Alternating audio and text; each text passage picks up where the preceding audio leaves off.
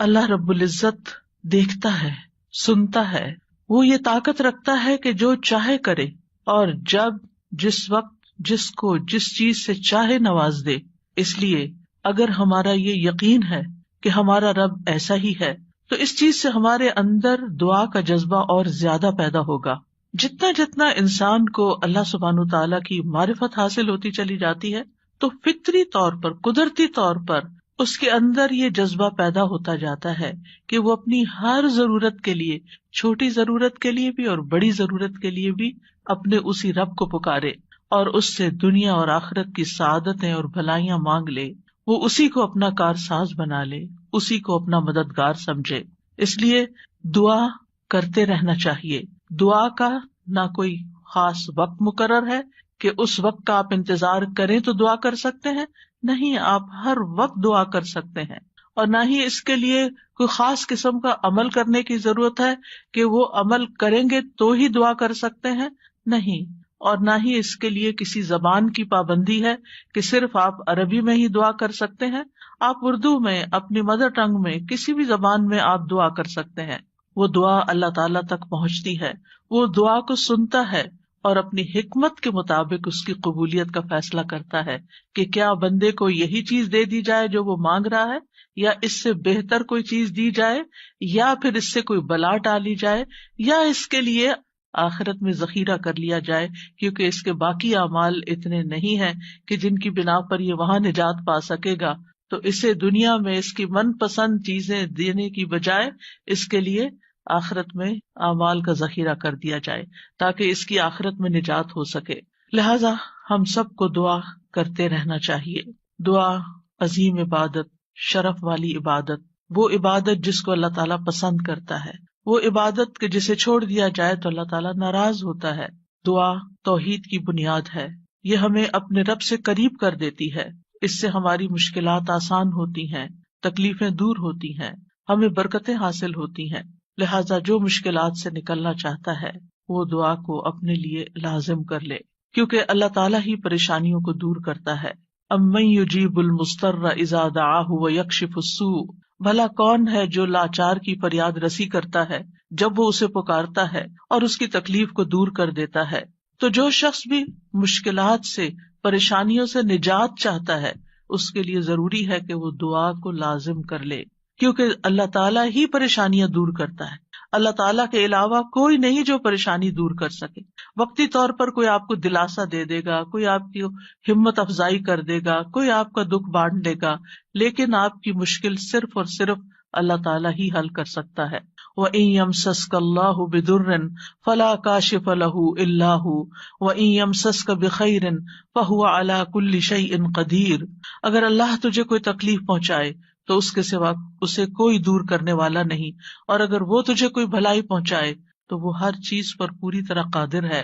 ہم دیکھتے ہیں کہ عام طور پر لوگ مشکل وقت میں اللہ تعالیٰ کے سوا سب کو بھول جاتے ہیں، آخر میں انسان صرف اللہ ہی کو یاد کرتا ہے، اور یہ صرف مسلمان کے ساتھ ہی نہیں، نان مسلمز کے ساتھ، شرک کرنے والوں کے ساتھ، الحاد کا رستہ اختیار کرنے والوں کے ساتھ بھی یہی معاملہ ہے۔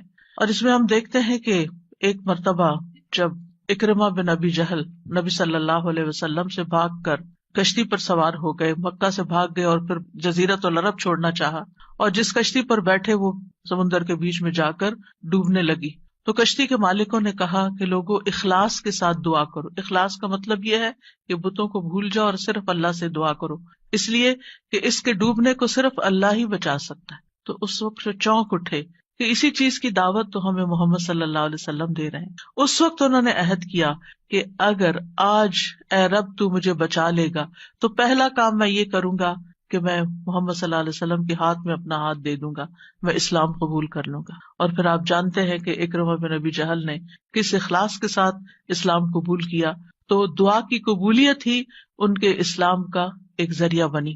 اور دعا کرنے کی 3 صورتیں ہیں۔ ایک تو یہ کہ اللہ تعالیٰ کی توحید بیان کرنا، جس میں انسان کہتا ہے یا اللہ لا الہ الا اللہ لا الہ الا انت سبحانک انی کنت من الظالمین، یہ دعا کا ایک طریقہ ہے۔ یہاں آپ صرف اللہ تعالیٰ کی توحید بیان کر رہے ہیں، اپنی کوتاہیوں کا اعتراف کر رہے ہیں۔ پھر اسی طرح آپ کہتے ہیں ربنا، اے ہمارے رب، یہاں بھی آپ اپنے رب کو رب کہہ کے پکار رہے ہیں، گویا اللہ تعالیٰ کی تعریف کر رہے ہیں. اور پھر دوسرا طریقہ یہ ہے کہ اللہ تعالیٰ سے انسان صرف بخشش کا سوال کرتا رہے اور رحمت کا سوال کرتا رہے، جیسے استغفر اللہ استغفر اللہ استغفر اللہ. کیونکہ اگر آپ کی بخشش ہو گئی تو آپ کے راستے میں جتنی بھی مشکلات ہیں وہ خود بخود حل ہونا شروع ہو جائیں گی. یعنی آپ کو اس وقت کہنے کی ضرورت نہیں ہوگی کہ یار اب مجھے یہ چاہیے مجھے وہ چاہیے. آپ صرف یہ کہتے ہیں کہ اللہ وہ گناہ جو میرے اور تیرے بیچ میں حائل ہو گئے ہیں، جو تیری رحمت تک مجھے پہنچنے نہیں دے رہے، یا رب تو ان کو دور کر دے، تو مجھے معاف کر دے. اور یہ چیز انسان کی مشکلات دور کرنے کا ذریعہ بن جاتی ہے اور اس کی حاجات پوری ہونے کا ذریعہ بن جاتی ہے، جو بھی اس کی زندگی میں کوئی حاجت اور ضرورت ہوتی ہے. اسی طرح کبھی آپ اللہ سے صرف رحمت کا سوال کر رہے ہوتے ہیں، یا حی یا قیوم برحمتک استغیث، صرف رحمت مانگ رہے ہوتے ہیں. کیونکہ اگر اللہ سبحانہ تعالیٰ کی رحمت آ جائے تو ساری مشکلات ہی آسان ہو جائیں، پھر تو کوئی غم ہی نہ رہے، کوئی پریشانی ہی نہ رہے. اور تیسرا طریقہ ہے کہ انسان اللہ تعالیٰ سے اپنی دنیاوی حاجات مانگے یا آخرت کی ضروریات مانگے، جیسے اے اللہ مجھے مال دے، اے اللہ مجھے اولاد دے، اے اللہ مجھے گھر دے، اے اللہ مجھے گاڑی دے. اور صحابہ اتنی چھوٹی چھوٹی چیزیں میں مانگتے تھے، جیسے جوتی کا تسمہ اگر ٹوٹ گیا تو بھی اللہ سے مانگتے تھے. چھوٹی سے چھوٹی ضرورت سے لے کے بڑی سے بڑی ضرورت تک براہ راست اللہ تعالیٰ سے مانگی جا سکتی، اور اس میں کوئی عیب کی بات نہیں، کوئی گناہ کی بات نہیں. وہ آپ کا رب ہے، وہ سب سے زیادہ آپ کا خیر خواہ ہے، لہٰذا آپ اس سے نہیں مانگیں گے تو کس سے مانگیں گے؟ اور وہ جو سب کچھ دینے پہ قادر ہے، اس سے نہیں مانگیں گے تو کس سے مانگیں گے؟ لہٰذا اس کو پکارتے رہنا چاہیے. تو نمبر 1 طریقہ صرف اللہ کی توحید بیان کرنا، اللہ کی تعریف کرتے رہنا. عرفہ کے دن کی سب سے بہترین دعا کیا ہے؟ لا الہ الا اللہ وحدہ لا شریک لہ لہ الملک ولہ الحمد وہو علی کل شیء قدیر. اس میں کیا مانگا آپ نے؟ کچھ بھی نہیں. آپ نے صرف اللہ کی توحید بیان کی ہے، لا الہ الا اللہ کہا ہے، وحدہ کہا ہے، لا شریک لہ کہا ہے، اپنے آپ کو اللہ کے لیے خالص کیا ہے. یہ دعا ہے. اور پھر دوسرا یہ کہ استغفار اور رحمت کی دعا. اور تیسرا کوئی بھی ضرورت جو ہو کسی بھی زبان میں، کسی بھی چیز کی، روحانی، جذباتی، مادی، دنیا کی، آخرت کی، کوئی بھی چیز وہ مانگتے چلے جائیں. ہم دیکھتے ہیں کہ انبیاء علیہم السلام اپنی حاجات اللہ تعالیٰ کے سامنے رکھتے تھے، مشکل وقت میں اللہ تعالیٰ کی طرف رجوع کیا کرتے تھے. کانوا اذا فزعوا الی الصلاۃ، یہ حدیث ہے مسند احمد کی، کہ انبیاء پر جب بھی کوئی پریشانی آتی تو وہ نماز کی طرف متوجہ ہو جاتے تھے، نماز پڑھنے لگتے تھے. اور کل ہم نے پڑھا تھا کہ دعا کی 2 بڑی قسمیں ہیں، دعائے عبادت اور دعائے مسئلہ. کہ عبادت بھی بذات خود دعا ہے، دعائے حال ہے، یعنی ہم ایسی حالت میں ہیں، ایسی عبادت میں ہیں کہ جو اللہ کی رحمت کو ہماری طرف متوجہ کر رہی ہے. انسان سب سے زیادہ اللہ کے قریب کہاں ہوتا ہے؟ سجدے کی حالت میں، اقرب الیہ. لہذا خوب وہاں دعا کرنی چاہیے. تو نماز بذات خود پریئر ہے، اس کو کہتے بھی پریئر ہے. صلاۃ کا معنی بھی دعا ہے، تو وہ تو دعا کا مجموعہ ہے. اسی لیے وَاسْتَعِینُوا بِالصَّبْرِ وَالصَّلَاةِ، جب انسان پر کوئی مشکل آئے تو فوراً نماز کی طرف جائے اور نماز پڑھ کر اللہ تعالیٰ سے دعا بھی کرے. اور بذات خود اگر نوافل پہ نوافل بھی پڑھ رہا ہے یا طویل قیام کر رہا ہے، طویل سجدہ کر رہا ہے، تو یہ بھی ایک طرح سے دعا یا عبادت ہی کی حالت میں ہے. انبیاء علیہم السلام کی دعائیں کیوں قبول ہوئی؟ ہم ایک کے بعد ایک پیغمبر کے بارے میں قرآن مجید میں پڑھتے ہیں اور ہر پیغمبر کی دعا کے بارے میں پڑھتے ہیں کہ وہ قبول ہو گئی. کیوں؟ انہم کانوا یسارعون فی الخیرات ویدعوننا رغبا ورہبا. 2 کام تھے ان کے. ایک تو یہ کہ وہ نیکی کے کاموں میں بہت جلدی کرتے تھے، یسارعون فی الخیرات. تو دعاؤں کی قبولیت کے لیے کیا ہے؟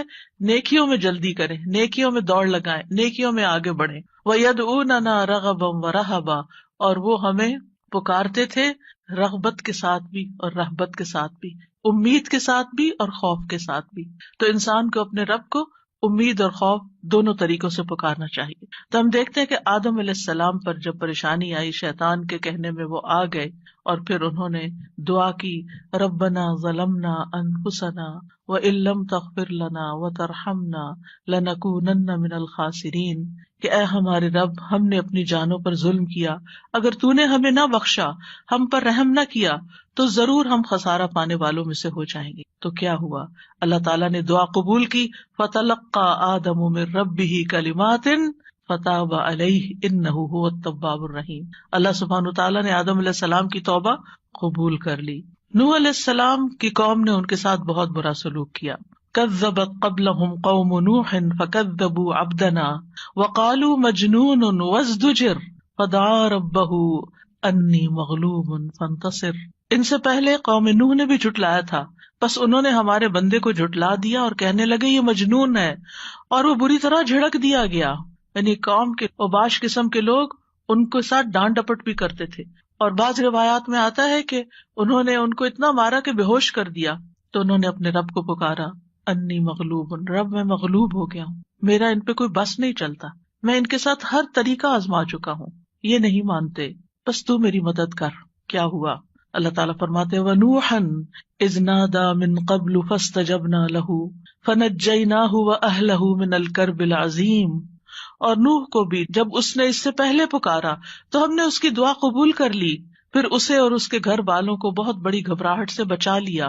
وَلَقَدْ نَادَانَا نُوحٌ فَلَنِعْمَ الْمُجِيبُونَ. اور بلا شبہ یقیناً نوح نے ہمیں پکارا تو یقیناً ہم بہت اچھے قبول کرنے والے ہیں. اللہ تعالیٰ نے ان کی دعا قبول کر لی اور پوری قوم کو ڈبو دیا سوائے ایمان والوں کے، اور اپنے بندے کا بدلہ لے لیا.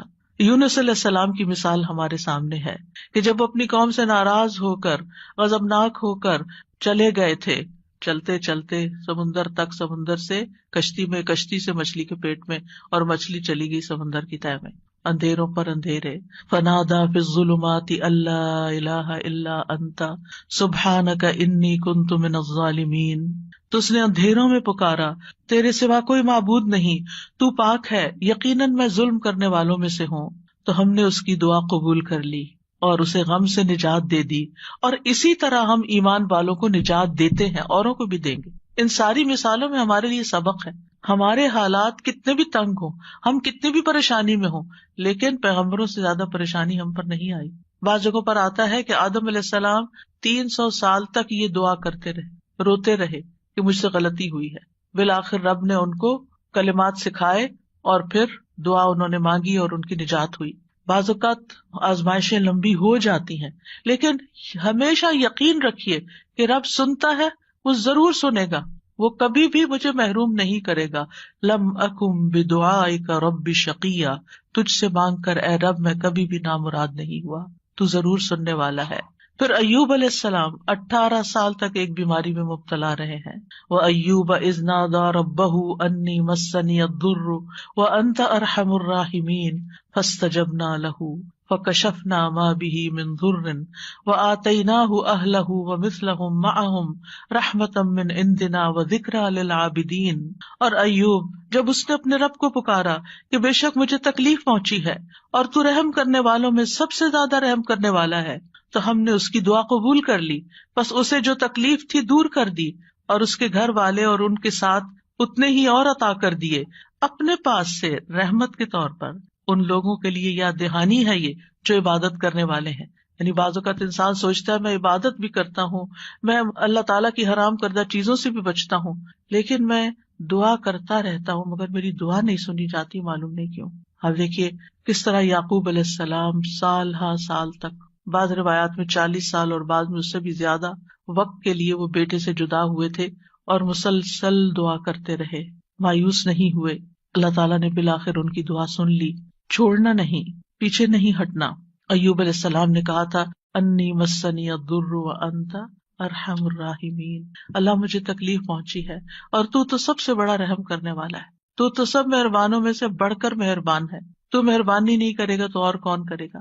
تو یہاں انہوں نے اللہ تعالیٰ کی رحمت کی فریاد کی. پھر ابراہیم علیہ السلام مشکل ترین حالات میں اللہ تعالیٰ پر توکل کرتے ہیں. ابن عباس کہتے ہیں کہ یہ کلمہ حسبنا اللہ ونعم الوکیل ابراہیم علیہ السلام نے اس وقت کہا تھا جب انہیں آگ میں ڈالا گیا تھا، اور ان کے اس کلمے کی وجہ سے ان پر آگ ٹھنڈی ہو گئی، کیونکہ انہوں نے کہا تھا حسبنا اللہ ونعم الوکیل، حسبنا اللہ، اللہ ہمیں کافی ہے. یہ بھی پکارنے کا ایک انداز ہے، اللہ کی رحمت کو طلب کرنے کا ایک انداز ہے. اور ان کے اس کہنے پر اللہ سبحانہ تعالیٰ نے کیا فرمایا، قلنا یا نار کونی بردم وسلاما علی ابراہیم، اے آگ تو ابراہیم پر سراسر ٹھنڈک اور سلامتی والی بن جا. ابراہیم علیہ السلام نے نیک اولاد کی دعا کی، رب ہب لی من الصالحین فبشرناہ بغلام حلیم، اے میرے رب مجھے لڑکا عطا کر جو نیکوں میں سے ہو، تو ہم نے اسے ایک بردبار لڑکے کی خوشخبری دی، بغلام حلیم۔ ایسا نہیں ہوا کہ ابراہیم علیہ السلام نے ادھر دعا کی اور ادھر ان کو اسحاق اور اسماعیل علیہ السلام مل گئے، انتہائی بڑھاپے کی حالت میں جا کر بہت سالوں کے بعد دعا قبول ہوئی، لیکن قبول ہوئی۔ ہمارے لیے اس میں سبق یہ ہے کہ مانگتے رہیں چاہے سال ہا سال گزر جائیں۔ اور پھر وہ کہتے ہیں الحمدللہ الذی وہب لی علی الکبر اسماعیل و اسحاق ان ربی لسمیع الدعاء، سب تعریف اس اللہ کی ہے جس نے مجھے بڑھاپے کے باوجود اسماعیل اور اسحاق عطا کیے، بے شک میرا رب تو بہت دعا سننے والا ہے۔ اللہ سبحانہ تعالیٰ نے انہیں ہدایت یافتہ اولاد عطا کی تھی، یہ ان کے صبر کا نتیجہ تھا۔ ان کی زندگی تو مشکل میں گزری، لیکن اس کا بدلہ اللہ نے ان کو کیا دیا کہ ایسی اولاد دی جو ہمیشہ کے لیے ان کے لیے ناموری کا سبب بنی۔ وَوَهَبْنَا لَهُ إِسْحَاقَ وَيَعْقُوبَ، صرف بیٹا نہیں، بیٹے کے بعد پوتے کی بھی خوشخبری دی۔ کُلًّا هَدَيْنَا، ہر ایک کو ہم نے ہدایت دی۔ وَنُوحًا هَدَيْنَا مِن قَبْلُ، نوح علیہ السلام کو اس سے پہلے ہم نے گائیڈ کیا۔ وَمِن ذُرِّيَّتِهِ دَاوُودَ وَسُلَيْمَانَ وَأَيُّوبَ وَيُوسُفَ وَمُوسَىٰ وَهَارُونَ وَكَذَلِكَ نَجْزِي الْمُحْسِنِينَ، اور اس کی اولاد میں سے داؤد اور سلیمان اور ایوب اور یوسف اور موسیٰ اور ہارون، اور اسی طرح ہم نیکی کرنے والوں کو جزا دیتے ہیں۔ یعقوب علیہ السلام کا حال آپ کے سامنے ہے، انہوں نے اپنے غم اور دکھ کی فریاد لوگوں کے سامنے نہیں کی، لوگوں کو جا کر اپنے دل کا حال نہیں بتایا۔ کیا کہا؟ انما اشکو بثی وحزنی الی اللہ واعلم من اللہ ما لا تعلمون۔ یعقوب علیہ السلام نے کہا بے شک میں اپنی بے قراری اور غم کی شکایت صرف اللہ سے کرتا ہوں، اللہ ہی میرے دل کا حال جانتا ہے کہ یہاں کیسی کیسی بے قراری ہے بچے کی جدائی میں، اور میں اللہ کی طرف سے وہ باتیں جانتا ہوں جو تم نہیں جانتے۔ بہت کچھ جاننے کے باوجود انہیں یہ نہیں پتا تھا کہ بیٹا مصر میں ہے، اللہ نے نہیں بتایا۔ وہ کہہ سکتے تھے نا اللہ تعالیٰ مجھے بتا دیں وہ کہاں ہے، آپ تو جانتے ہیں آپ مجھے بھی بتا دیں، لیکن اللہ سبحانہ تعالیٰ نے اس کا بھی ایک وقت رکھا تھا۔ اگر پیغمبروں کے لیے قبولیت کا ایک وقت ہے تو ہمارے لیے بھی دعاؤں کی قبولیت کا ایک وقت ہوتا ہے۔ قبولیت کا مطلب یہ نہیں ہوتا کہ بس منہ سے نکلتے ہی بات آپ کی فرمائش پوری ہو جائے۔ اور پھر آپ دیکھیے کہ کس طرح اللہ تعالیٰ نے ان کی دعا قبول کر لی۔ اور پھر ہم دیکھتے ہیں کہ یوسف علیہ السلام کی مثال، انہوں نے تو اپنے لیے ایک انوکھی ہی دعا مانگی، قال رب السجن احب الی، قید خانے میں جانے کی دعا کی تاکہ ان عورتوں کا قید اور مکر جو ہے وہ ان سے دور ہو جائے۔ فاستجاب له ربه فصرف عنه کیدہن، رب نے اس کی دعا قبول کر لی اور ان عورتوں کا مکر فریب حضرت یوسف سے ہٹا دیا۔ انہ هو السمیع العلیم، بے شک وہ خوب سننے والا خوب جاننے والا ہے۔ پھر موسیٰ علیہ السلام کی دعا، کس طرح وہ مدین پہنچتے ہیں تھکے ہارے، کئی دن کے پیدل سفر کے بعد جا کر ابھی بیٹھتے ہیں تو فوراً دیکھتے ہیں کہ کچھ لڑکیاں اپنا ریوڑ لے کے کھڑی ہیں، پانی نہیں پلا پا رہی، خود تھکے ہوئے ہیں، خود بھوکے بھی ہیں، پیاسے بھی ہیں، زخمی بھی ہیں، کچھ فیوچر کا نہیں پتا، لیکن کیا کرتے ہیں؟ سب سے پہلے اپنے رب کو پکارتے ہیں، ربی انی لما انزلت الی من خیر فقیر، اور صرف دعا مانگ کے وہیں درخت کے نیچے بیٹھ نہیں جاتے، بلکہ اٹھ کے ان بچیوں کے پاس جاتے ہیں کہ یہ تمہارا کیا معاملہ ہے، اور ان کے سارے ریوڑ کو پانی پلاتے ہیں۔ اور آپ سوچئے کہ ایک شخص جو خود اتنا تھکا، وہ اپنے آپ کو وہاں رکھ کے دیکھیے، اگر ہم اتنا لمبا سفر کر کے آئیں اور ہم سے کوئی پانی مانگ بیٹھے، خود تو آفر کرنا دور کی بات، کوئی اور مانگ بیٹھے تو شاید ہم جھڑک ہی دیں کہ میں نے بھی تو اتنا ہی سفر کیا نہیں جتنا تم نے کیا۔ یہیں سے تو ہماری لڑائیاں فساد شروع ہوتے ہیں گھروں میں۔ لیکن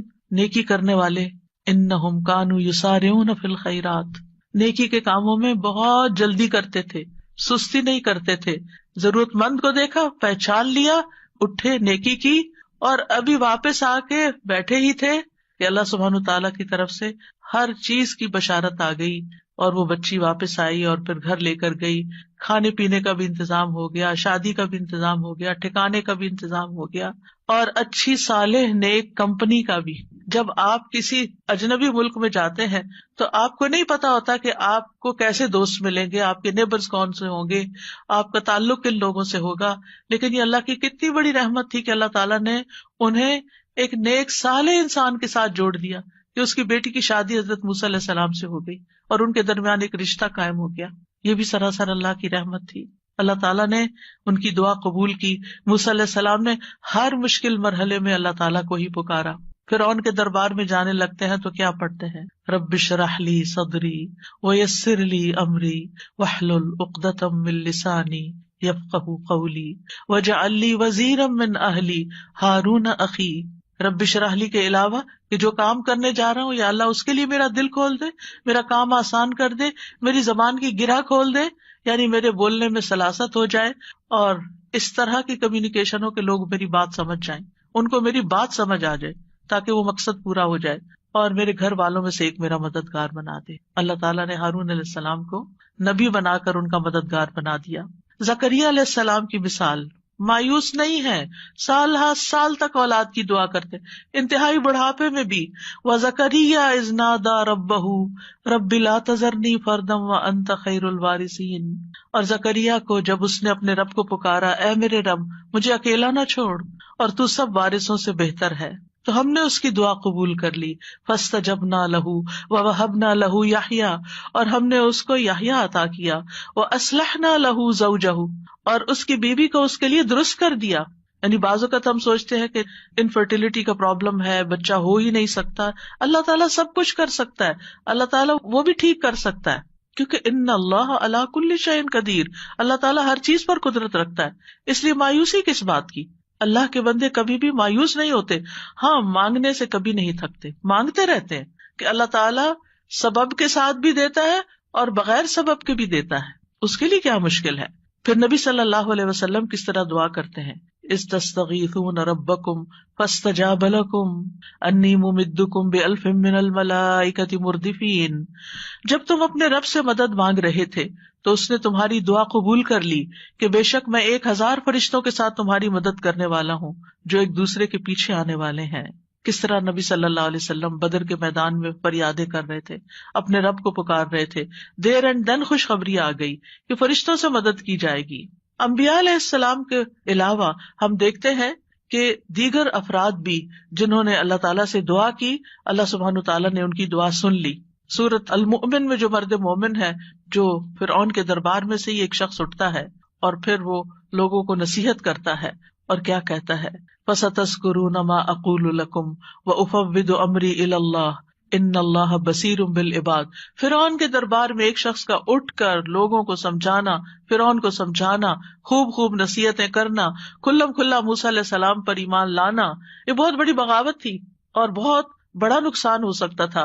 لیکن اس مرد مومن نے کیا کہا، افوض امری الی اللہ، میں اپنا معاملہ اللہ کے سپرد کرتا ہوں. کیا ہوا پھر، فوقاہ اللہ سیئات ما مکروا وحاق بآل فرعون سوء العذاب.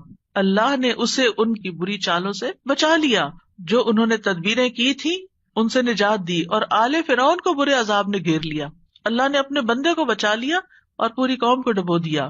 پھر اسی طرح کچھ واقعات احادیث میں آتے ہیں، جیسے غار والوں کا قصہ ہے، کس طرح اللہ سبحانہ تعالیٰ نے ان کی دعائیں سنی اور صرف دعاؤں کے نتیجے میں غار کے دروازے سے پتھر ہٹ گیا اور وہ باہر نکل آئے.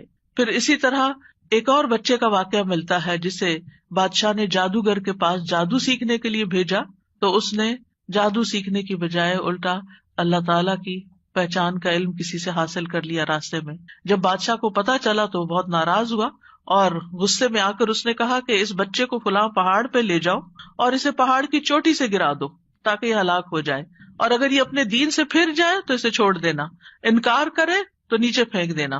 بادشاہ کے جو ساتھی تھے وہ لڑکے کو پہاڑ کی چوٹی پر لے گئے. اس لڑکے نے ایک دعا مانگی، اللہم اکفنیہم بما شئت، اللہم اکفنیہم بما شئت، اے اللہ جس طرح تو چاہے تو مجھے ان کے مقابلے میں کافی ہو جا، ان کے مقابلے میں تو میرا ساتھ دے. تو کہتے ہیں پہاڑ پر ایسا زلزلہ آیا کہ جس سے اس کے سارے ساتھی جو لے کے گئے تھے وہ سارے گر گئے، وہ سب الٹے گرے اور وہ لڑکا چلتا ہوا بادشاہ کی طرف دوبارہ آ گیا. بادشاہ نے اس لڑکے سے پوچھا تیرے ساتھیوں کا کیا ہوا؟ لڑکے نے کہا اللہ مجھے ان سے کافی ہو گیا. بادشاہ نے پھر اس لڑکے کو اپنے ساتھیوں کے اور لوگوں کے حوالے کر کے کہا کہ اسے ایک چھوٹی سی کشتی میں بٹھاؤ اور سمندر کے بیچ میں جا کے کشتی الٹ دو، اس کو وہاں پھینک دو، اگر یہ اپنے دین سے پھر جائے تو چھوڑ دینا، انکار کرے پھینک کے آ جانا. بادشاہ کے ساتھی اس لڑکے کو لے کر گئے تو لڑکے نے پھر یہی دعا کی، اللہم اکفنیہم بما شئت، اے اللہ تو جس طرح چاہے مجھے ان سے کافی ہو جا. پھر وہ کشتی بادشاہ کے ساتھیوں سمیت الٹ گئی، سب غرق ہو گئے، اور وہ لڑکا چلتا ہوا واپس بادشاہ کے پاس آ گیا۔ بادشاہ نے اس لڑکے سے کہا، تیرے ساتھیوں کا کیا ہوا؟ کہنے لگا، اللہ مجھے ان کے مقابلے کے لیے کافی ہو گیا۔ اور واقعی اللہ ہی کافی ہوتا ہے دشمن سے نبٹنے کے لیے۔ انسان کے اپنے پاس زور نہیں ہوتا، طاقت نہیں ہوتی، ہم کمزور ہوتے ہیں، لیکن اگر اللہ کی مدد آ جائے تو انسان ہر طرح کی مشکلات پہ قابو پا سکتا ہے۔ آسیہ علیہ السلام کی مثال ہمارے سامنے ہے کہ کس طرح انہوں نے فرعونیوں سے نجات کے لیے دعا مانگی اور کہا، رب ابن لی عندک بیتا فی الجنہ ونجنی من فرعون وعملہ ونجنی من القوم الظالمین۔ اے میرے رب، میرے لیے اپنے پاس جنت میں ایک گھر بنا دے، اور مجھے فرعون سے اور اس کے عمل سے نجات دے، اور مجھے ظالم قوم سے نجات دے۔ تو کیا ہوا؟ اللہ تعالیٰ نے ان کی دعا قبول کر لی۔ ابو ہریرہ کہتے ہیں کہ فرعون نے اپنی بیوی کے دونوں ہاتھوں اور دونوں پاؤں کے لیے 4 میخیں گاڑی، یعنی جیسے وصولی دیتے ہیں نا، تو ہر ہاتھ میں میخ گاڑی اور پاؤں میں بھی۔ جب وہ فرعونی ان سے جدا ہوتے تو فرشتے ان پہ سایہ کر لیتے۔ اس وقت انہوں نے یہ دعا کی، بس اللہ تعالیٰ نے جنت میں ان کے گھر سے پردہ ہٹا کر ان کو گھر دکھا دیا کہ گھر بن چکا ہے تمہارا، اس صبر کی بدولت جو انہوں نے اس تکلیف پر کیا اور اپنے ایمان کو بچایا۔ سارہ علیہ السلام نے کس طرح اس ظالم بادشاہ کے مقابلے میں مدد طلب کی۔ آپ جانتے ہیں کہ ابراہیم علیہ السلام نے سارہ کے ساتھ ہجرت کی تھی اور انہیں لے کر ایک شہر میں پہنچے، جو اس کا بادشاہ تھا وہ بہت ظالم تھا، اور جب اسے پتہ چلتا کہ کوئی مسافر ایسا ہے جس کے ساتھ بہت خوبصورت عورت ہے تو وہ اس سے زبردستی چھین لیتا تھا۔ اسے پتہ چلا کہ ابراہیم علیہ السلام اپنے ساتھ ایک ایسی عورت کو لائے ہیں جو عورتوں میں سب سے زیادہ خوبصورت ہے، تو انہوں نے ابراہیم علیہ السلام کو پیغام بھیجا کہ یہ تمہارے ساتھ کون ہے؟ تو انہوں نے کہا کہ یہ میری بہن ہے۔ پھر سارہ کے پاس گئے تو انہوں نے کہا میری بات کو جھٹلانا نہیں، کیونکہ میں نے ان کو بتایا کہ تم میری بہن ہو، اللہ کی قسم اس سرزمین میں میرے اور تمہارے علاوہ دوسرا کوئی مومن نہیں، یعنی ہم ایمان میں بہن بھائی ہیں۔ تو انہوں نے پھر سارہ کو ظالم کے پاس بھیج دیا۔ بادشاہ سارہ کی طرف بڑھنے لگا تو یعنی حضرت سارہ نے اٹھ کر وضو کیا، نماز پڑھنے لگی اور یہ دعا کی، اللہم ان کنت آمنت بک وبرسولک واحسنت فرجی الا علی زوجی فلا تسلط علی الکافر۔ اے اللہ، اگر میں تجھ پر اور تیرے رسول پر ایمان لائی ہوں اور میں نے اپنی شرمگاہ کو اپنے شوہر کے سوا محفوظ رکھا ہے تو اس کافر کو میرے اوپر مسلط نہ ہونے دے۔ اس پر بادشاہ کا سانس گلے میں پھنس گیا اور گر کر ایڑیاں رگڑنے لگا، اور حضرت سارہ کو نجات مل گئی۔ نہ صرف ایک نجات ملی بلکہ ان کے ساتھ توفتاً حضرت ہاجر کو بھی ساتھ دیا گیا۔ خولہ بنت ثعلبہ کی مثال قرآن میں آپ کے سامنے ہے کہ کس طرح ان کے شوہر نے ان سے زہار کیا تو وہ پریشان ہو گئی اور نبی صلی اللہ علیہ وسلم کے پاس آئیں اور تکرار کرنے لگی کہ میرے مسئلے کا کوئی حل بتایا جائے۔ تو اس پر اللہ سبحانہ وتعالیٰ نے کیا آیات نازل کی، قد سمع اللہ قول التی تجادلک فی زوجہا وتشتکی الی اللہ واللہ یسمع تحاورکما۔ اللہ نے سن لی اس عورت کی بات جو تم سے اپنے شوہر کی شکایت کر رہی تھی اور اپنے خاوند کے بارے میں جھگڑ رہی تھی اور اللہ کی طرف شکایت کر رہی تھی، اور اللہ تم دونوں کی بات سن رہا تھا۔ تو اللہ سبحانہ وتعالیٰ نے اس عورت کی بات سن لی کا مطلب کیا ہے؟ دعا قبول کر لی، مسئلے کا حل مل گیا۔ اسی طرح سلف صالحین جو ہیں وہ بھی اللہ کو پکارتے ہیں۔ امت کے جو نیک لوگ ہیں ان میں سب سے پہلے صحابہ کرام ہیں۔ وہ سب سے بڑھ کر اللہ تعالیٰ کو جاننے والے تھے، اللہ تعالیٰ کی معرفت رکھتے تھے، وہ اللہ کے رسول کو جاننے والے تھے، وہ دین میں سب سے زیادہ بصیرت رکھتے تھے اور سب سے زیادہ دعا کرنے کے ادب آداب سے واقف تھے کہ کیسے دعا کی جاتی ہے۔ ہم دیکھتے ہیں کہ عمر بن خطاب رضی اللہ عنہ دعا کے ذریعے اپنے دشمن کے خلاف فتح طلب کرتے تھے، اور یہ دعا ان کے لشکروں میں سے عظیم لشکر تھا۔ کہتے ہیں نا کہ اللہ تعالیٰ کے لشکر ہیں، جیسے سکینت بھی اللہ کے لشکروں میں سے ایک لشکر ہے، تو وہ دعا کو بھی اللہ کا ایک لشکر سمجھتے تھے۔ وہ اپنے ساتھیوں سے کہا کرتے تھے، تم کثرت تعداد کی بنیاد پر فتح نہیں دیے جاتے بلکہ تمہاری مدد آسمان سے کی جاتی ہے۔ اللہ تمہاری مدد کرتا ہے، یعنی تمہاری دعائیں سنتا ہے۔ اسی طرح عبداللہ بن زبیر کے بارے میں آتا ہے، وہ کہتے ہیں کہ جمل کی جنگ کے موقع پر جب زبیر رضی اللہ عنہ کھڑے ہوئے تو مجھے بلایا، میں ان کے پہلو میں جا کر کھڑا ہو گیا، بیٹے ہیں ان کے۔ انہوں نے کہا، بیٹا آج کی لڑائی میں ظالم مارا جائے گا یا مظلوم؟ میں سمجھتا ہوں کہ آج میں مظلوم قتل کیا جاؤں گا، اور مجھے سب سے بڑی فکر اپنے قرضوں کی ہے۔ کیا تمہیں بھی کچھ اندازہ ہے کہ قرض ادا کرنے کے بعد ہمارا کچھ مال بچ سکے گا؟ پھر انہوں نے کہا، بیٹے ہمارا مال فروخت کر کے اس سے قرض ادا کر دینا۔ کہنے لگے، بیٹا اگر قرض ادا کرنے سے عاجز ہو جاؤ تو میرے مولا سے اس میں مدد چاہنا، کام نہ ہو تو اللہ سے مدد چاہنا۔ عبداللہ نے بیان کیا کہ اللہ کی قسم، ان کے بیٹے کہتے ہیں، اللہ کی قسم میں ان کی بات اس وقت نہ سمجھ سکا. میں نے پوچھا اے میرے بابا من مولا کا، آپ کا مولا کون ہے؟ قال اللہ، کہنے لگے اللہ.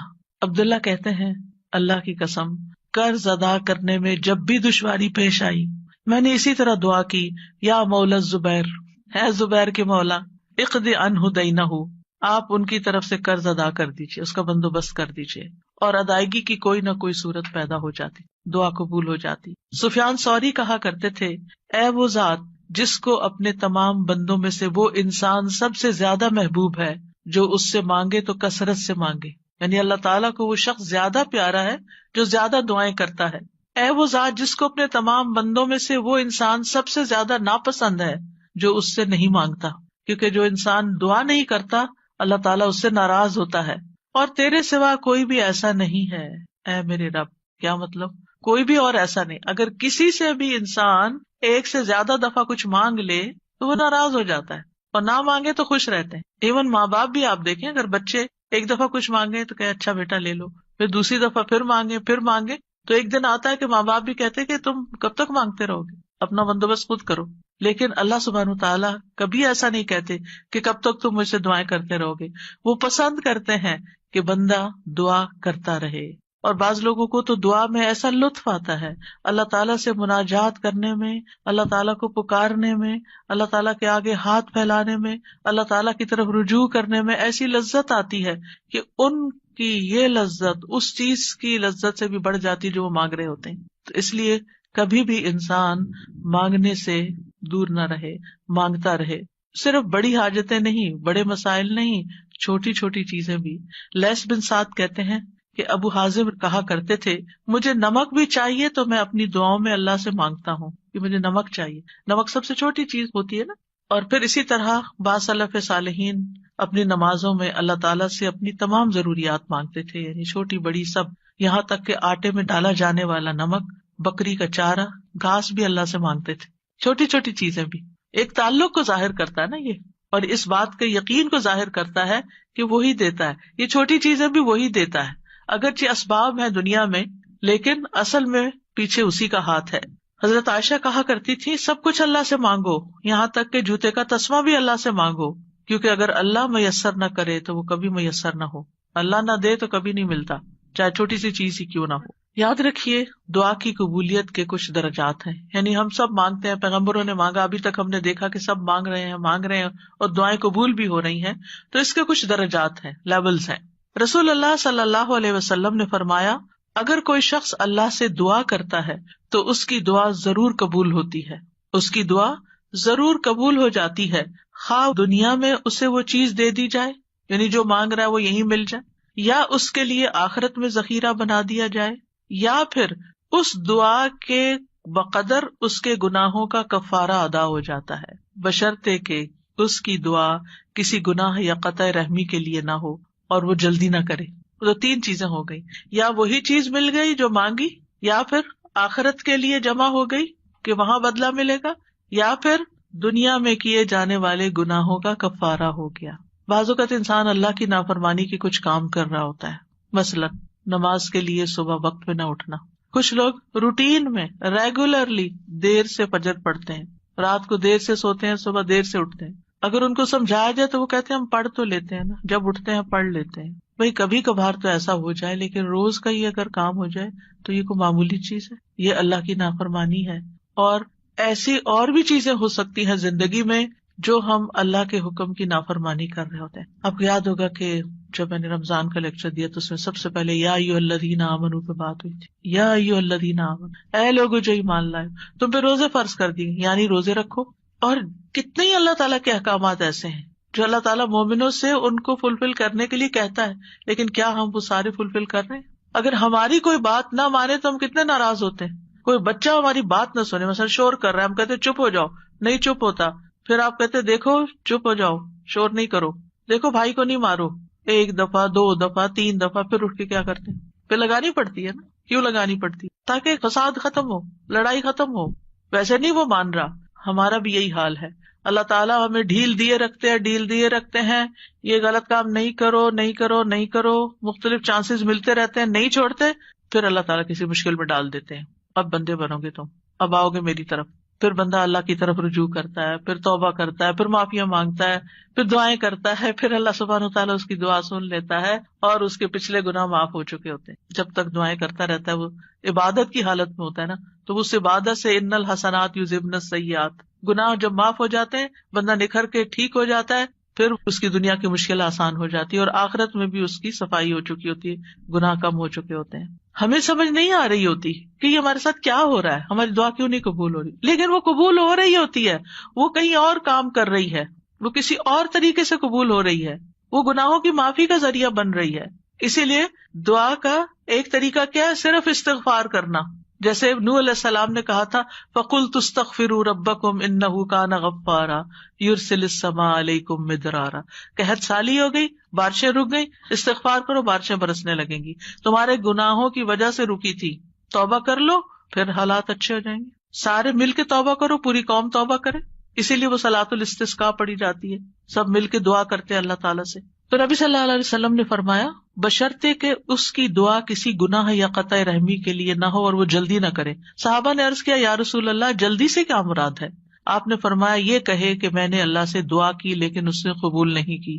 یہ نہ کہے کبھی. بعض اوقات کوئی شخص اپنا مسئلہ بتاتا ہے نا اور اس کو حل یہ بتایا جاتا ہے دعا کرو، تو کہتے ہیں دعا تو بہت کی ہے بھائی، پھر اور کیا کرنا ہے، پھر بھی دعا ہی کرنی ہے، ابھی اور بھی کرنی ہے، ابھی کاؤنٹ پورا نہیں ہوا، ابھی ٹائم پورا نہیں ہوا. جب تک وہ ٹائم نہیں آتا تمہیں مانگتے چلے جانا ہے، مانگتے رہو، اسی میں فائدہ ہے.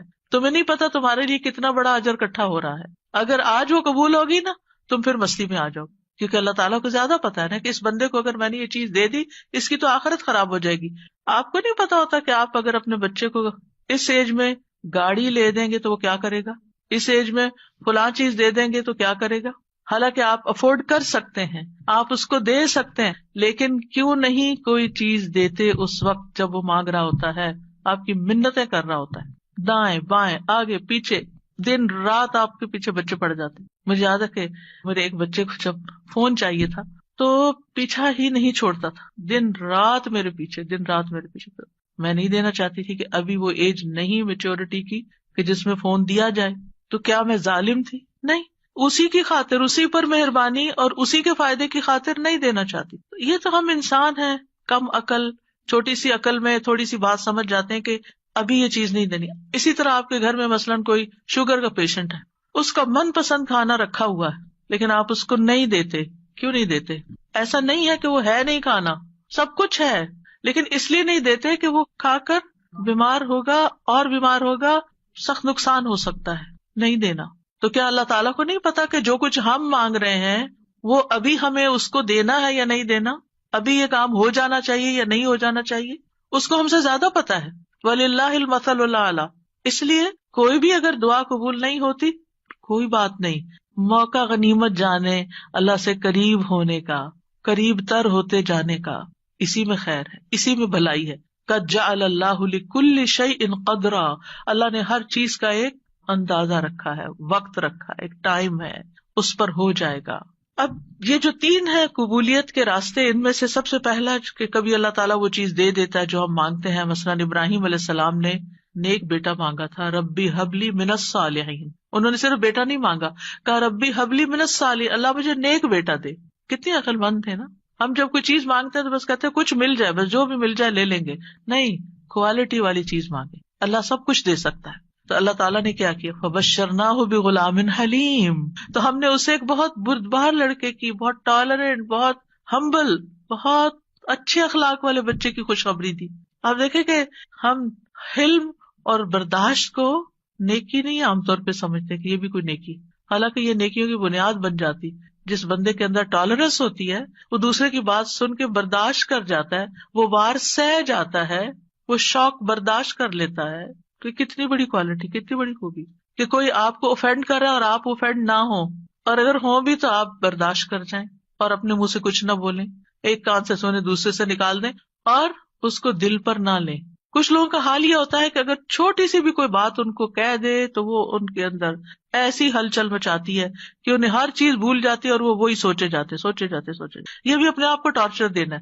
جس نے وہ بات کی اس کو تو شاید خبر بھی نہ ہو تو میٹھی نیند سو رہا ہو اور آپ خواہ مخواہ اپنے بستر پہ کروٹ بدل رہے ہیں. تو یہ کیا ہے؟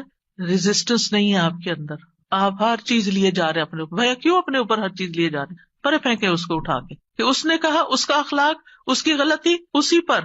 میں اپنے دل میں یہ نہیں سوچوں. اپنے آپ کو بول کے کہا کرے. آواز کا بھی ایک اثر ہوتا ہے. بولا کرے مجھے اس بات کو اب نہیں سوچنا، مجھے اس کو محسوس نہیں کرنا، مجھے اپنے دل میں نہیں رکھنا. اور پیٹرن بریک کر کے کچھ ایسی چیز پڑھے، کچھ ایسا کام کرے کہ بھول جائیں اس کو. اور نیکسٹ ٹائم وہ شخص سامنے آئے تو منہ بنا کے اور غصے کی آنکھوں سے مت دیکھیں، اچھے سے اسمائل کر کے دیکھیں، اچھے سے اسمائل کر کے بات کریں. آپ دیکھیں گے کہ وہ جو غصہ آیا بھی تھا نا وہ کہیں چلا جائے گا. لیکن ہم غصے کو پرورش دیتے ہیں، اس کی پرورش کرتے ہیں. کہا تھا نا اس نے، اب میں نے اس کے ساتھ یہ کرنا، اندر ہی کھچڑی پکاتے رہتے ہیں. اور جب وہ شخص سامنے آتا ہے تو کوئی نہ کوئی سخت لفظ بول جاتے ہیں کیونکہ ہم بدلہ لینا چاہ رہے ہوتے. اب کیا ہے، آپ نے تو ایک لفظ بولا، ہو سکتا ہے وہ 10 اور بول دے. آپ بتائیں کیا کریں گے؟ مسئلہ تو حل نہیں ہوا، مسئلہ تو وہیں کھڑا رہا، پریشانی تو وہیں رہی، تو کیا فائدہ ہوا؟ تو اس لیے یہ حلم کی کوالٹی جو ہے، یہ برداشت کی کوالٹی جو ہے بہت بڑی خوبی ہے. اور آپ دیکھیے کہ اگر آپ کے بچے کے اندر یہ ہے نا تو آپ بڑی خوش قسمت پیرنٹ ہیں کہ آپ اس کو ڈانٹ رہے ہیں، آپ اس کو سنا رہے ہیں اور وہ آگے سے آپ کو جواب نہیں دیتا. کتنے خوش قسمت ہیں آپ کہ آپ کا بچہ آپ کی ڈانٹ سن لیتا ہے، آپ کا بچہ آپ کا غصہ برداشت کر جاتا ہے اور پھر بھی آپ کے ساتھ اچھا سلوک کرتا ہے. یہ کوئی چھوٹی نعمت ہے، یہ ہے نیک ہونا، یہ نیکی کی علامت ہے. انہوں نے کہا اللہ نیک بچہ چاہیے، اللہ نے کہا اچھا یہ حلیم بچہ لے لو، حلم والا ہے. اسی لیے تو جب انہوں نے کہا آؤ میں تمہیں ذبح کرتا ہوں تو وہ حاضر ہو گئے. ٹھیک ہے ذبح بھی کر لیں. آج آپ دیکھیں کہ بعض اوقات ہمارے بچے دنیاوی لحاظ سے بڑے کامیاب ہوتے لیکن ایک چھوٹی سی بات ان کو کہہ دیں تو وہ اتنے زیادہ اوفینڈ ہو جاتے ہیں. تو وہ آنکھوں کی ٹھنڈک تو نہ ہوئے نا، صرف ان کی دنیاوی کامیابی ہے، وہ تو ان کے اپنے لیے ہے دنیاوی کامیابی. ٹھیک ہے ماں باپ کو بھی نیک نامی سے کچھ حصہ مل جاتا ہے لیکن ماں باپ کی آنکھوں کی ٹھنڈک اولاد کی نیکی ہوتی ہے. یہ جو ہم کہتے ہیں نا ربنا ہب لنا من ازواجنا وذریاتنا قرۃ اعین، تو ایک ایمان والے کے لیے آنکھوں کی ٹھنڈک اس میں ہوتی ہے کہ بچہ خیر اور بھلائی کے کتنے کام کرتا ہے. بہرحال ان کی دعا قبول ہو گئی.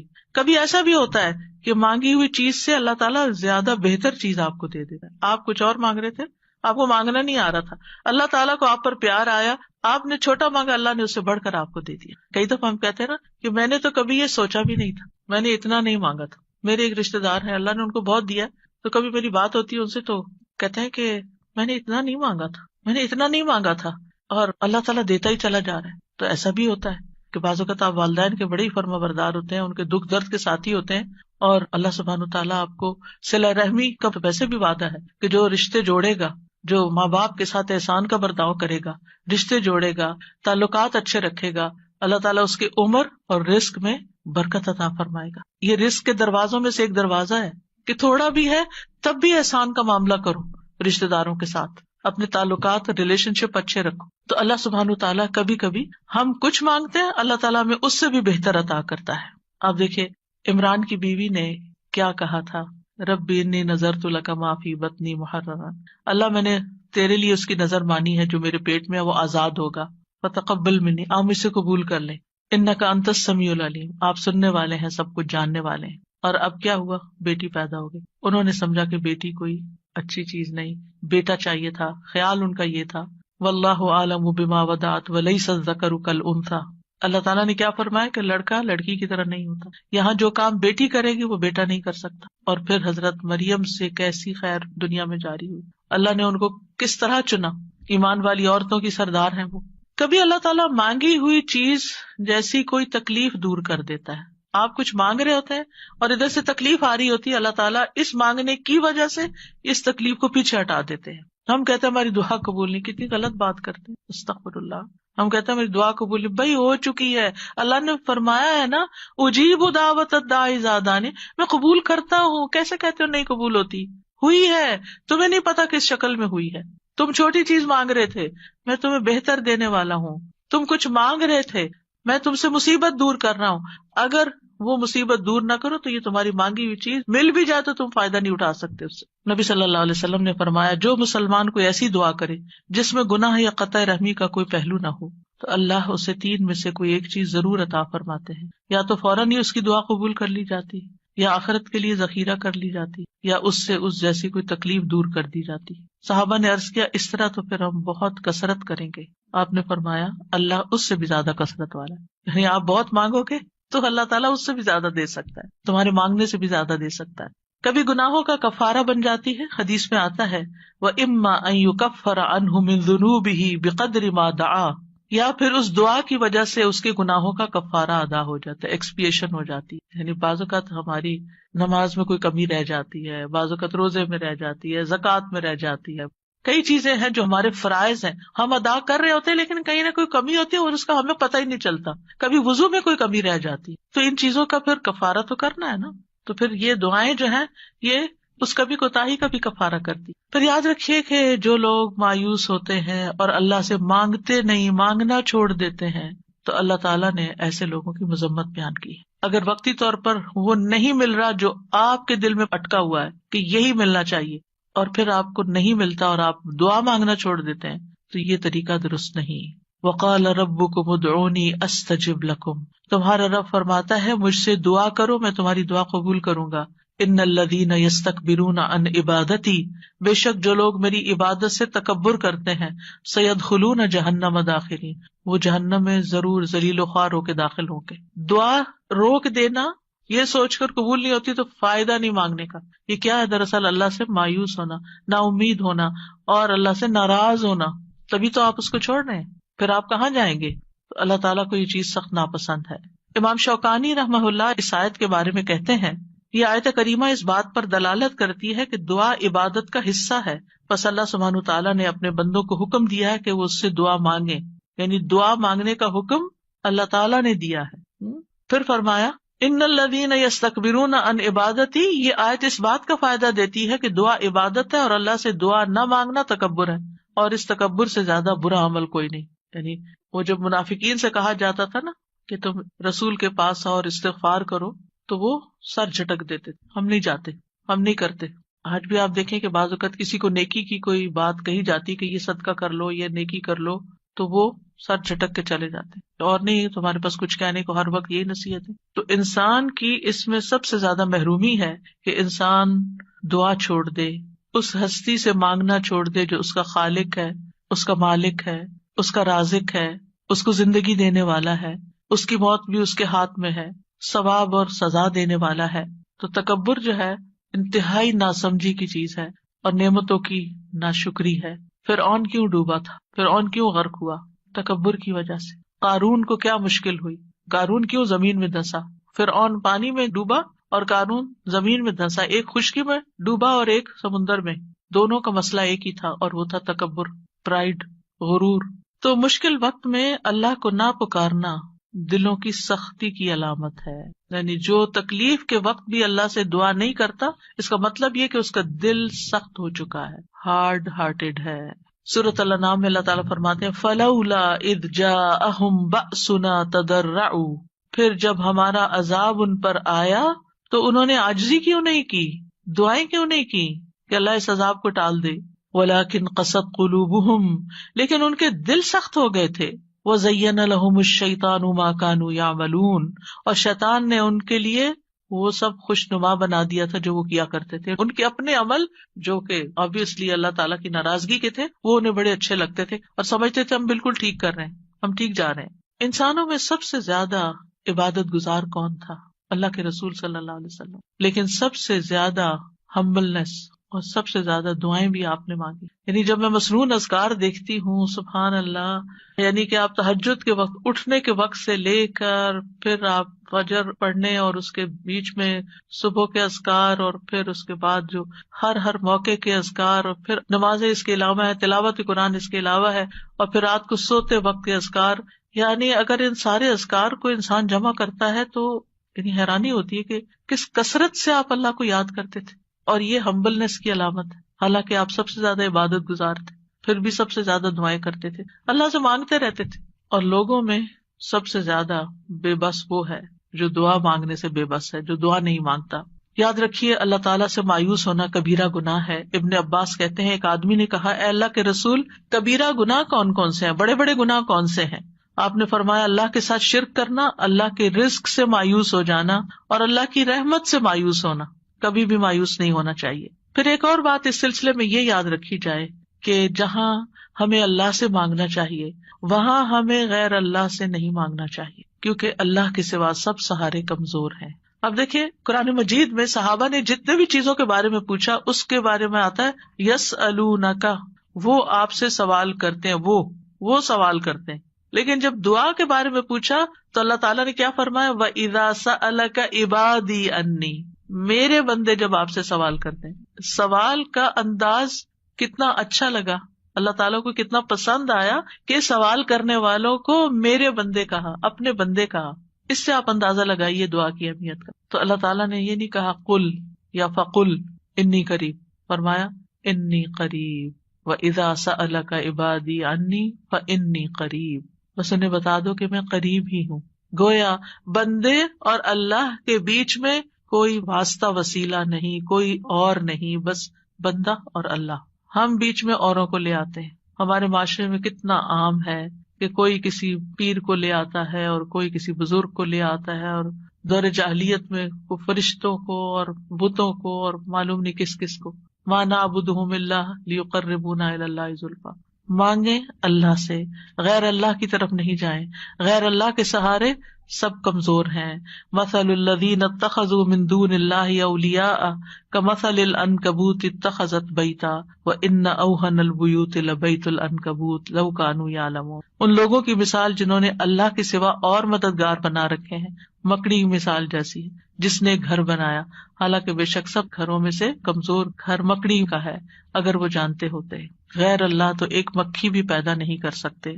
غیر اللہ کو پکارنا سب سے بڑی گمراہی ہے. وَمَنْ أَضَلُّ مِمَّنْ يَدْعُو مِن دُونِ اللَّهِ مَن لَّا يَسْتَجِيبُ لَهُ إِلَىٰ يَوْمِ الْقِيَامَةِ وَهُمْ عَن دُعَائِهِمْ غَافِلُونَ.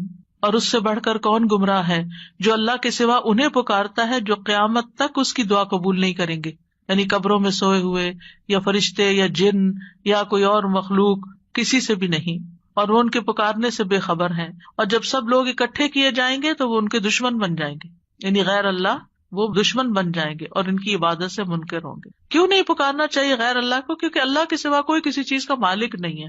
وہ دعا قبول کرنے کی استطاعت نہیں رکھتے. پہلی بات یہ کہ وہ سنتے بھی نہیں ہیں، قبر میں نہیں سنتے. وہ جب وہ سنتے نہیں ہیں تو پھر آپ کی بات کا جواب بھی نہیں دیتے، اور آپ کی ضرورت کہاں سے پوری کریں گے یا آپ کے لیے وسیلہ کہاں سے بنیں گے. مدد کرنے کی طاقت بھی نہیں رکھتے. سورۃ الاعراف میں آتا ہے والذین تدعون من دونہ لا یستطیعون نصرکم ولا انفسہم ینصرون. تم جنہیں اللہ کو چھوڑ کر پکارتے ہو، نہ وہ تمہاری مدد کر سکتے ہیں اور نہ خود اپنی مدد ہی کے قابل ہے. نہ وہ نفع دے سکتے ہیں، نہ نقصان دور کر سکتے ہیں، نہ تکلیف کو ہٹا سکتے ہیں، نہ اس کو بدل سکتے ہیں. رسول اللہ صلی اللہ علیہ وسلم نے فرمایا جو شخص اس حالت میں مر جائے کہ وہ اللہ کے سوا اوروں کو بھی پکارتا ہو تو وہ آگ میں داخل ہوگا. کتنی سخت بات ہے. کیسے لوگ کہتے ہیں یا علی، یا پیر عبد القادر جیلانی، اور یا پتہ نہیں کون کون. نہیں، اللہ کے سوا کسی کو نہیں پکارنا. تو بہرحال ہم سب کو اللہ ہی کی طرف رجوع کرنا ہے اور اللہ ہی سے دعا کرنا ہے.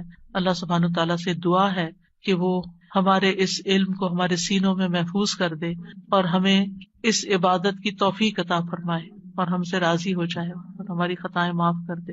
جی اساذی ایک سوال تھا اور ایک پہ جی ضرور. سوال میں تو یہ تھا جیسے آپ نے بتایا دعا ہم اردو میں بھی مانگ سکتے ہیں، تو کیا جب ہم سجدے میں دعا مانگتے ہیں اس وقت بھی اردو میں مانگ سکتے ہیں یا نہیں؟ نہیں، سجدے میں، نماز کے سجدے میں نہیں، ویسے الگ سے سجدے میں پڑھ کے دعا کرنی ہے تو وہ کر سکتے ہیں. اچھا اوکے، جزاکم اللہ خیرا. سبحانک اللہم وبحمدک اشہد ان لا الہ الا انت استغفرک واتوب الیک.